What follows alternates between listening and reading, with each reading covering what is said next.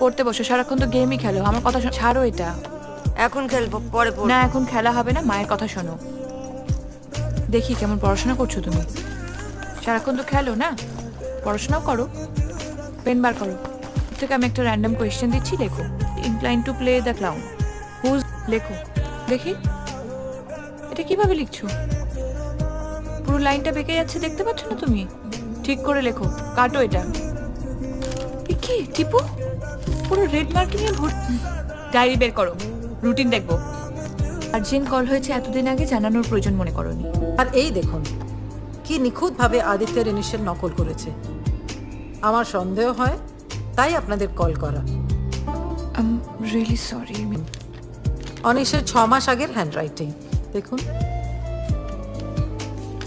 আর এই যে এখনকার লাইনগুলো কেমন বেঁকে যাচ্ছে।